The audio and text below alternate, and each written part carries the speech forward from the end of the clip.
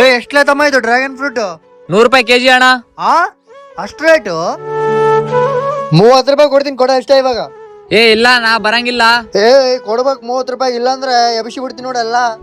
ಇಲ್ಲ ಅಣ್ಣ, ಇಲ್ಲ 100 ರೂಪಾಯಿ ಕೆಜಿ ಬರಂಗಿಲ್ಲ. ರೊಕ್ಕ ತಗಲ್ಲ ಫಸ್ಟ್ ಕೊಡಲೇ.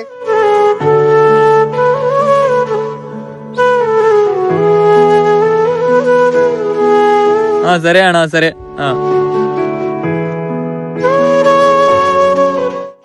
ಏನ್ ಹಣ್ಣು ಕೊಟ್ಟಿಲ್ಲ, ಇದು ಎಲ್ಲ ಕೆಟ್ಟೋಗೈತೆ.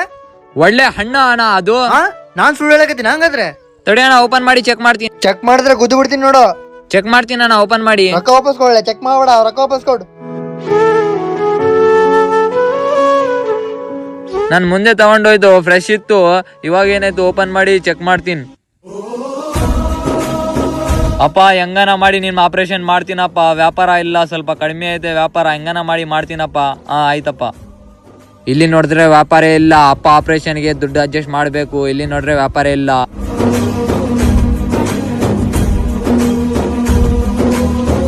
ಕಷ್ಟದಲ್ಲಿದ್ದವರಿಗೆ ಖಂಡಿತವಾಗಿಯೂ ದೇವ್ರು ಕಾಪಾಡ್ತಾನೆ. ಕಷ್ಟದಲ್ಲಿದ್ದೀವಿ ಅಂತೇಳಿ ನಮ್ಮ ನಿಯತ್ತನ್ನ ಬಿಟ್ಟು ಕೊಡಬಾರ್ದು. ಈ ವಿಡಿಯೋದಲ್ಲಿ ಹಣ್ಣಿನ ವ್ಯಾಪಾರಿಗೆ ನಾನು ಸಹಾಯ ಮಾಡಿದ್ದು ನಿಮಗೆ ಇಷ್ಟ ಆಯ್ತಾ ಇಲ್ವಾ? ಕಮೆಂಟ್ ಮಾಡಿ.